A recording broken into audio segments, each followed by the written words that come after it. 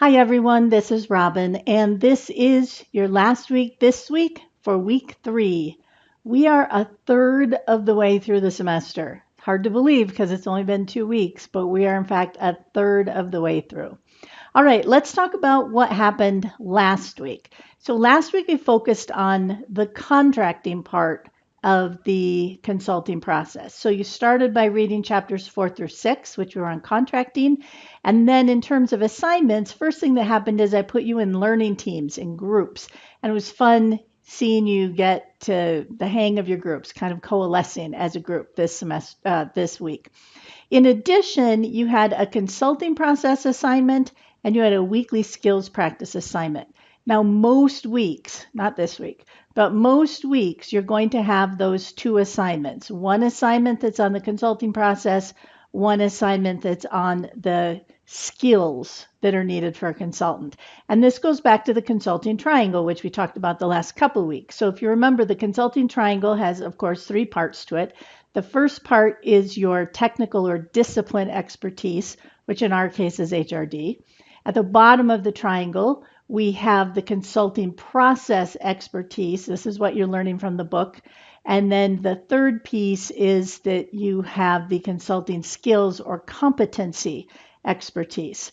So throughout the semester, not this week, but the rest of the weeks, you're going to have 2 assignments. One assignment that focuses on the consulting process, one assignment that focuses on consulting skills and competencies. So last week, your consulting process assignment was on contracting case study number 1, and your weekly consulting skills practice assignment was on listening skills. And then you, of course, wrote a post at the end of week 2 reflecting on how your skill practice went and what you learned from it. Now, in addition to that, grad students, you started or continued working on your grad paper. And then optionally, we had a bonus case study, contracting case study assignment number 2. And a few of you participated in that. It was great to see what you came up with. So all of that was last week. Before we get to what's happening this week, I do want to spend a couple minutes talking about something related to your skill practices. There's a model called the competency acquisition model, and there's a little bit of disclarity as to who really came up with this model.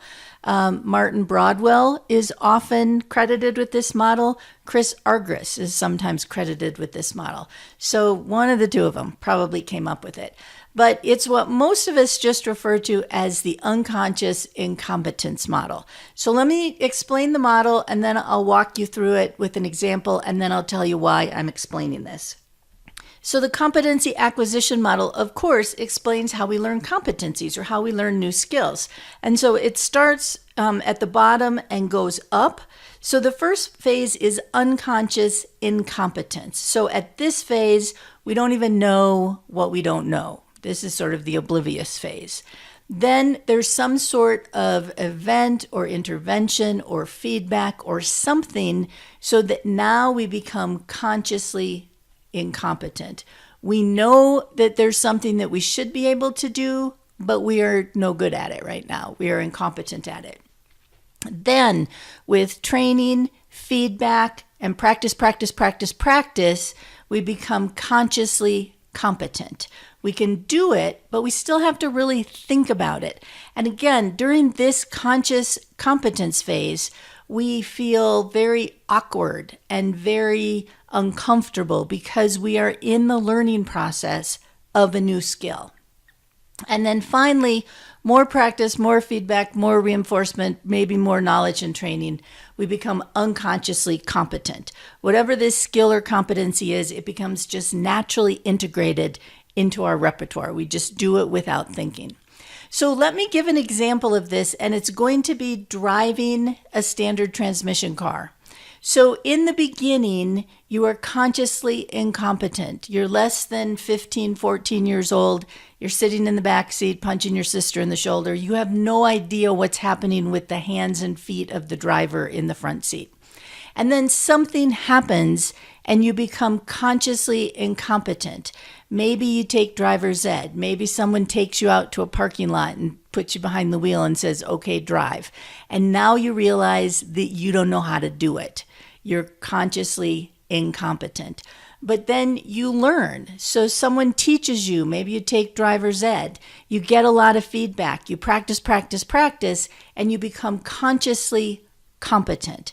You can do it, but you really have to think about it. So you're a half a block away from a stop sign and you're thinking, okay, I need to take my foot off the gas, I need to put in the clutch, I need to shift. So it's very conscious. You have to walk yourself through it. But then more practice, more reinforcement, practice, and you become unconsciously competent. You're driving down the road and you think, how'd I get into third? You just don't even know. It's just a natural part of how you behave. So that's the competency acquisition model. Why do I bring this up? I bring this up for a couple of reasons. One reason is to let you know there's actually a process to learning things, that you don't go from zero to perfection overnight. That in order to learn these skills that we're talking about, listening, and this week we're going to talk about creating clarity and influence, it takes practice in order for you to become even consciously competent, and it's going to take even more practice for you to become unconsciously competent. So the other reason that I want to mention this is that during the conscious competence phase, as you're moving from conscious incompetence to conscious competence, you feel very awkward, very unnatural. Often people say they feel kind of phony or fake when they're trying these new skills because they're new, because you haven't yet integrated them into your repertoire. So I wanted to just remind you that learning these skills is a process. It's a process that takes time, and it's a process that's going to feel awkward as you get up the learning curve. All right, let's talk about what is happening this week. So this week we are focusing on clarity and influencing. So for learning activities, you are going to watch a video that I created on creating clarity and one that I created on the influence process. So creating clarity, you'll discover, is the basis of effective influencing. Well, it's the basis of effective communication, but it's also the basis of effective influencing. And the thing that's useful about the influence process video is, for a lot of us, influencing is kind of a black box. We try something. If it works, great. If it doesn't work, we really don't know what else to try except for maybe more of the same. So this influence process video is a way to attempt to make more concrete the influence process so that you can be more strategic about how you influence. Because influencing is one of the most important things that you need to know how to do as a consultant. It's also critical for the role of the leader, critical for the role of project managers, but as I said, also critical for the role of a consultant. So because the influence process is so valuable, we are going to be talking about it this week, and we're also going to be talking about it next week. So in addition to these two videos, I have an article that I want you to read called The Necessary Art of Persuasion.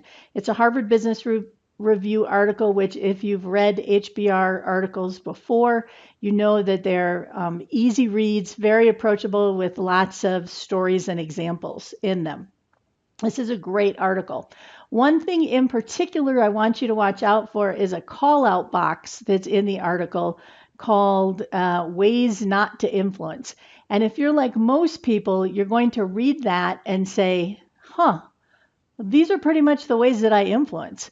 So it's really useful to have the article unpack the things that most of us actually do for influencing and show us why those aren't as effective for influencing.